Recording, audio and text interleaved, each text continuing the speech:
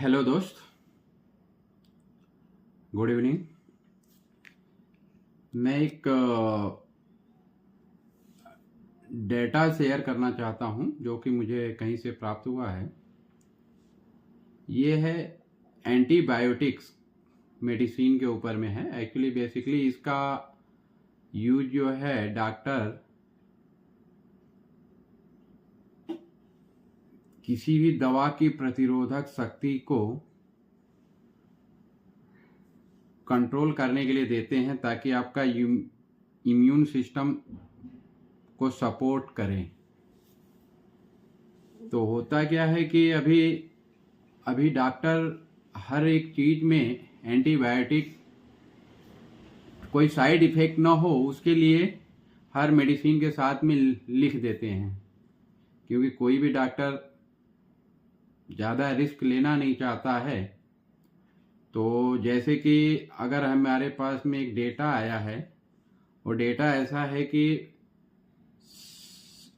साल 2000 में 3.2 अरब dose antibiotic का यूज हुआ था भारत में, जो कि साल 2011 में 4.75 अरब डोज हो गया। उसके बाद साल 2019 में 5.07 अरब डोज हो गया। मीन्स दिनों दिन साल दर साल एंटीबायोटिक का डोज बढ़ते जा रहा है। उसकी वजह से व्यक्ति का जब उसको रियल एंटीबायोटिक की जरूरत पड़ती है तो ये एंटीबायोटिक उसके शरीर में काम नहीं करता है। जब वो क्रिटिकल सिचुएशन में होता है और डॉक्टर उसको एंटीबायोटिक देते हैं तो एंटीबायोटिक जो इफेक्ट उसकी बॉडी के लिए होना चाहिए वो नहीं होता है। आजकल लोग मामूली सर्दी खांसी वायरल इन्फेक्शन में भी एंटीबायोटिक खा लेते हैं, जिससे बैक्टीरिया उन दवाओं के लिए रेजिस्टेंस डेवलप कर लेते हैं, उन बैक्टीरिया के लिए मजबूती का काम करते हैं और एंटीबायोटिक उस पर असर नहीं करती है। और ये एंटीबायोटिक खासतौर पे भारत में तो हर मेडिकल स्टोर पे अगर जाते हैं आप तो कोई भी मेडिकल स्टोर वाले से अगर बोलेंगे तो एंटीबायोटिक वो दे ही देता है। उसको पता नहीं है या उसको मालूम भी है कि इसका इफेक्ट क्या होगा, लेकिन जो कंज्यूमर की रिक्वायरमेंट है, पेशेंट की रिक्वायरमेंट है, वो भी उनको, क्योंकि जान पहचान के लोग रहते हैं तो मना भी नहीं करता है। बट इसका लॉन्ग टर्म इफेक्ट रहता है कि उसकी बॉडी जो है जब उसकी जरूरत रहती है उसकी एंटीबायोटिक की, उस समय उस पर काम नहीं करता है। तो एक्चुअली होना क्या चाहिए कि कोई भी मेडिसिन अगर आपको लेना है तो उसमें डॉक्टर के बिना प्रिस्क्रिप्शन के न लें। और हर चीज में मीन्स आप इसको कोई भी इंफेक्शन है तो उसके लिए साफ सफाई जरूरी है। आप जैसे कि कोरोना में हम लोग ने हैंड वॉश वगैरह का प्रैक्टिस चालू किया था, साफ सफाई का हाइजीन मेंटेन किया हुआ था। तो ये सब चीज़ें अगर हम मेंटेन अपनी रेगुलर लाइफ में भी करेंगे तो हमको सर्दी जुकाम और जो बुखार है ये सब चीज़ें फ्रिक्वेंटली या ऐसा हम लोग को नहीं मीन्स जल्दी होगा। और ज़्यादातर इसमें पीने का पानी भी एक बहुत बड़ा वो है, रोल निभाता है कि अगर हमारे सिस्टम हमारा ख़राब होता है तो उसमें पानी भी एक बड़ा रोल है। तो हमको किस तरह का पानी पीना चाहिए, पानी शुद्ध होना चाहिए। अगर बोरिंग का पानी है तो उसको आप थोड़ा गर्म करके पानी पीजिए, क्योंकि आजकल हर चीज़ में केमिकल की मिलावट हो गई है। और केमिकल इस पानी भी उसी धरती में से निकल रहा है जहाँ पे कि उस धरती में केमिकल कहीं न कहीं एक जगह से दूसरी जगह अंदर ही अंदर फैलता है। तो पानी भी आजकल बोरिंग का पानी खास तौर पे उतना शुद्ध रह नहीं गया है। तो इसके लिए अगर हो सके तो आप पानी भी पीजिए तो उसको वार्म थोड़ा करके ही रख लीजिए और उसी को पीजिए, ताकि आप ये सब दवा और एंटीबायोटिक के चक्कर में ज़्यादा न पड़ें।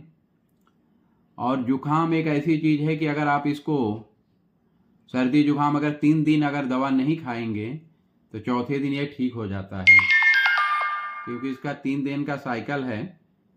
और इसमें एंटीबायोटिक लेने का कोशिश ना करें। और कोई भी मेडिसिन अगर आप लेते हैं किसी भी डिसीज़ के लिए, अगर डॉक्टर के पास जाते हैं, डॉक्टर आपको अगर कोई भी मेडिसिन लिखता होता है क्या, नॉर्मली कोई कोर्स पूरा नहीं करता है। तो जब तक डॉक्टर अगर एडवाइस किया है कि वो डॉक्टर पढ़ा लिखा डॉक्टर है, वो एमडी डॉक्टर होते हैं, स्पेशलिस्ट डॉक्टर होते हैं, तो कोई एक उनका एक कोर्स होता है कि आप इतने समय तक करेंगे तो आप पूरी तरह से आप जो है कि इस डिसीज से छुटकारा पा जाएंगे। होता क्या है कि जब जैसे दवा चालू होता है, अगर 1 महीने की दवा या 3 महीने का डॉक्टर ने एडवाइस किया 3 महीने करना पड़ेगा, तो होता क्या है उसके 15 दिन में दवा अगर इसको इफेक्ट करने लगता है तो वो अपने को स्वस्थ महसूस करने लगता है। तो वो सोचता है कि अब हम ठीक हो गए हैं, तो वो धीरे धीरे एक आध बार दूसरी बार जाता है डॉक्टर के पास, नहीं तो फिर वो जाना अवॉइड कर देता है। तो होता क्या है कि जो उसको पूरी तरह से रिलीफ मिलना चाहिए वो चीज़ तो कोर्स नहीं पूरा होने की वजह से कंप्लीट नहीं हो पाता है। तो फिर वो वापस 2-4 महीना 6 महीने साल भर के बाद में वापस वो जो है कि उसको उभर के आता है। तो इसके लिए जब कोई डॉक्टर अगर कोई एडवाइस कर रहा है तो भगवान के बाद में डॉक्टर का ही रोल है इस पृथ्वी पर इंसान को जिंदा रखने में। अगर भगवान ने अगर इंसान को अगर जन्म दिया है, अच्छा जीवन दिया है, स्वस्थ लाइफ दिया है, तो इस स्वस्थ लाइफ जीवन को आगे उसको कंटिन्यू करने के लिए हम भगवान ने इस पृथ्वी पर डॉक्टर को बनाया हुआ है। और डॉक्टर उस इंसान को उसकी लंबी जिंदगी जीने के लिए जो भी उनसे बेस्ट होता है करते हैं। लेकिन इस संदर्भ में मुझे एक चीज़ और भी कहनी है कि ये ठीक है, उसका हम अलग से एक वीडियो बनाएंगे कि कैसे जो है कि मेडिकल लाइन एक बिजनेस बन गया है, कि जो कि अगर इस माहौल में इतने बड़े बड़े आदमी को रोग फैल रहे हैं कि वो अफोर्ड नहीं कर सकता है, और कैसे ये डॉक्टर लोग उसको मीन्स क्या कहें, वो तो पता नहीं वो अपने बिजनेस को चलाने के लिए इंसान से क्या क्या करवा सकते हैं, उसका एक अलग से वीडियो होगा। तो हमारा ये कुल मिला के यही कहना है कि अगर ये ठंडी के सीजन है, अभी विंटर सीजन में आपको ठंडी भी हो लगेगी, सर्दी भी होगी, जुकाम भी होगा, तो लेकिन कृपया आप इसको 3 दिन का मौका दीजिए। अगर 3 दिन में अगर ये सही नहीं होता है तो अब आप डॉक्टर के पास जाइए और डॉक्टर जो एडवाइस करते हैं मेडिसिन का, आप मेडिसिन लीजिए। अपने से कोई भी ऐसा दवा न लें जिससे कि आके जाके आपके किडनी पर या आपके शरीर में दूसरा उसका कोई साइड इफेक्ट हो। ओके मित्रों, दोस्तों, धन्यवाद।